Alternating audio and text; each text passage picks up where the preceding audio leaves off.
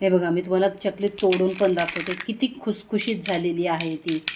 आता मुलांना सुट्ट्या आहेत उन्हाळ्याच्या, तर मुलांना खाण्यासाठी मधल्या वेळेस हे बघा आमची पायलसुद्धा कशी खाते, किती खुसखुशीत चकली झालेली आहे. तुम्हाला मी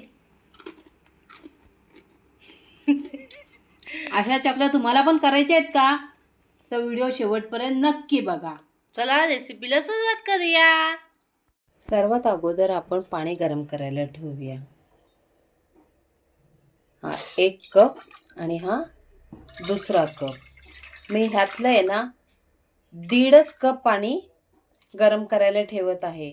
बाकी अर्धा कप पाणी आहे ना मी शिल्लक ठेवत आहे. आपलं पाणी जोपर्यंत गरम होत आहे ना तोपर्यंत आपण मसाल्यांची तयारी करून घेऊया. बघा, आपण काही मसाले काढून घेतलेले आहे. मी इथे 1.5 चमचा लाल तिखट मसाला घेतलेला आहे. पाव चमचा धना पावडर, अगदी चिमूटभर हळद घेतलेली आहे. हिंग चवीनुसार, मीठ, 2 चमचे पांढरे तीळ घेतलेले आहेत आणि 1 चमचा ओवा घेतलेला आहे. ओवा आपल्याला हातावर चुरून टाकायचा आहे आणि साजूक तूप लागणार आहे 2 चमचे. तर आता सर्वात अगोदर आपण 2 चमचे साजूक तूप या आपल्या गरम पाण्यामध्ये टाकून घ्यायचं. चवीनुसार मीठ, हिंग आणि आपण घेतलेले मसाले. चकली कशी खायला तिखट असते ना की चव खूप मस्त लागते, म्हणून तिखटाचं प्रमाण तुम्ही तुमच्या आवडीनुसार कमी अधिक करू शकता. पण आम्हाला चकली खायला तिखट आवडते म्हणून मी तिखट थोडंसं जास्त करत आहे. आणि हे पांढरे तीळ टाकून घेतलेले आहे आणि ओवा असा हातावर चुरून टाकायचा. त्याने ओव्याचा स्वाद खूप छान आपल्या चकलीमध्ये उतरतो. आता हे सर्व मिश्रण एक वेळा व्यवस्थित हलवून घ्यायचं. अशी आपल्या पाण्याला चांगली उकळी आलेली आहे. इथे मी 2 कप ज्वारीचं पीठ घेत आहे. आज आपण ज्वारीच्या पिठापासून चकली बनवणार आहोत. मी हे 1 कप ज्वारीचं पीठ, दुसरा कप ज्वारीचं पीठ यात टाकून घेतलेलं आहे. आता ज्वारीच्या पिठाला जास्त ग्लुटेन नसतो, म्हणजे जास्त चिकटपणा नसतो.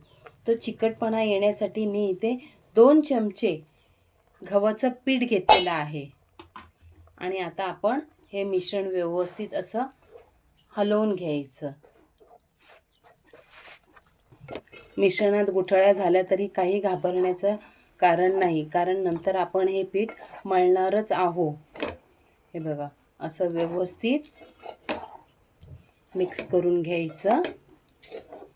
आपण ह्या पिठाला कडकडीत गरम पाण्याने उकळी घेऊन पीठ टाकलेलं आहे, कारण पाणी गरम करून टाकलं ना तर ज्वारीच्या पिठामध्ये चिकटपणा येतो. त्यासाठी आपण हे गरम गरम पाणी वापरलेलं आहे.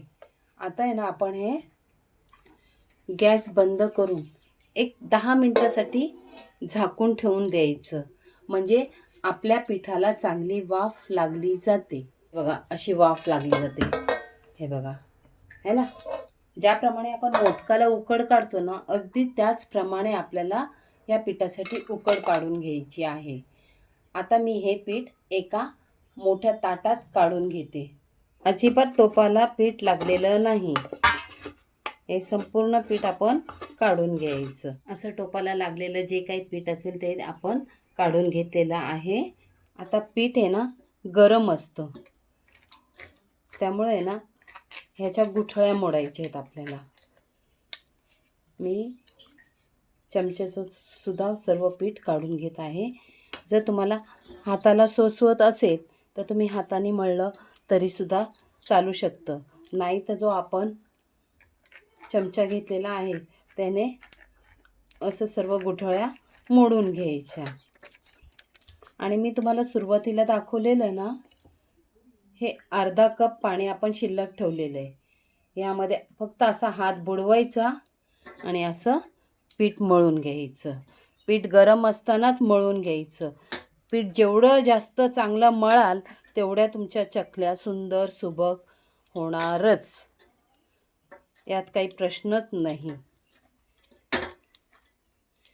फक्त हात बुडवायचा.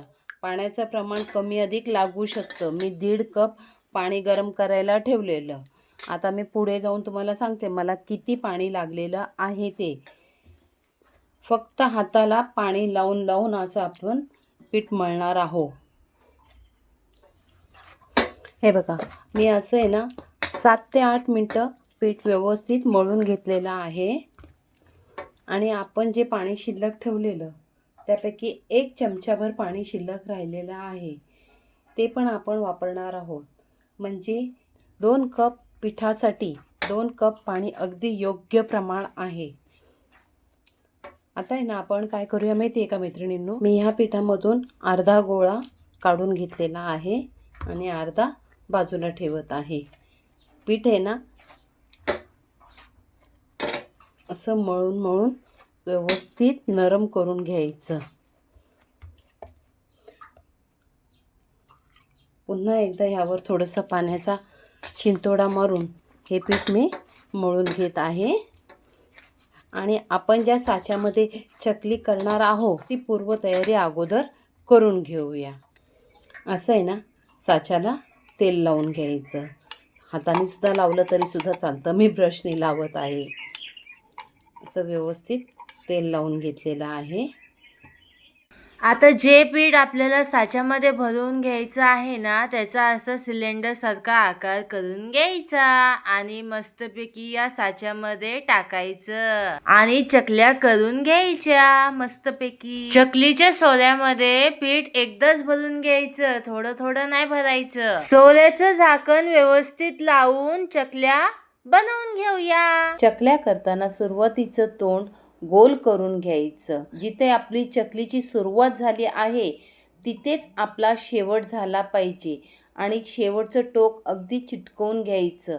म्हणजे तेलात गेल्यानंतर आपली चकली सुटत नाही आणि तुटतही नाही.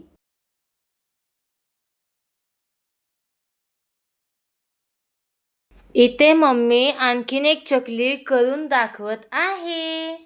जास्त चकल्या अगोदरच बनवून नाही घ्यायच्या, कारण ज्वारीचं पीठ असतं ना ते सुकतं आणि चकल्या कडक होऊ शकतात. म्हणून जेवढ्या तेलात मावतील तेवढ्याच सुरुवातीला चकल्या करून घ्यायच्या.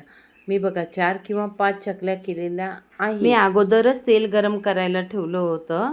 आता आहे ना आपण चकलीचा छोटासा तुकडा ह्याच्यात टाकून बघूया.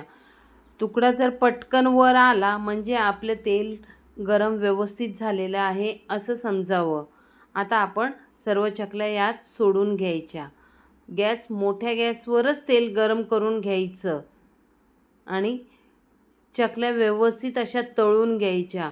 जोपर्यंत चकल्यांचे बुडबुडे कमी होत नाही तोपर्यंत चकलीला झारा लावायचा नाही. थोडे बुडबुडे कमी झाले की चकलीला आपण पलटी मारायची. चकली खुसखुशीत होण्यासाठी आहे ना अगदी महत्त्वाची टीप आहे मैत्रिणींनो. आपण ज्वारीच्या पिठाच्या ह्या चकल्या केलेल्या आहेत.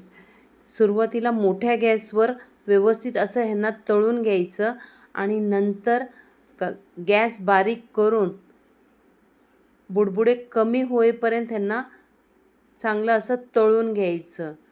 हे बघा तुम्हाला व्हिडिओमध्ये दाखवत आहे त्याप्रमाणे अगदी बुडबुडे कमी होईपर्यंत चकली तळली ना तर 100% खुसखुशीतच होणार चकली. असे बुडबुडे कमी झाले आणि चकली खाली तेलात जाऊन बसायला लागली म्हणजे समजायचं की आपली चकली बनून तयार झालेली आहे. हे बघा किती छान काटे आलेले आहेत आणि चकली पण किती खुसखुशीत झालेली आहे. आता ह्याला आपण काढून घेऊया. मम्मीनी इथे टिश्यू पेपरवर चकल्या काढून घेतलेल्या आहेत. अशा सर्व चकल्या करून घ्यायच्या. अशा प्रकारे आपल्या चकल्या बनून तयार झालेल्या आहे. तुम्ही बघू शकता किती छान झालेल्या आहेत ह्या चकल्या. आपण घेतलेल्या मिश्रणात 25 चकल्या माझ्या मोठ्या आकाराच्या झालेल्या आहेत. तुम्ही बघू शकता किती मोठ्या चकल्या मी बनवलेल्या आहेत. जर तुम्ही लहान केल्या तर 30-40 चकल्या नक्कीच होतील.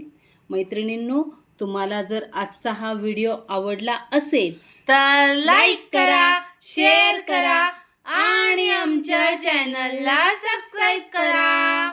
भेटूया पुन्हा नेक्स्ट व्हिडिओमध्ये. Bye bye.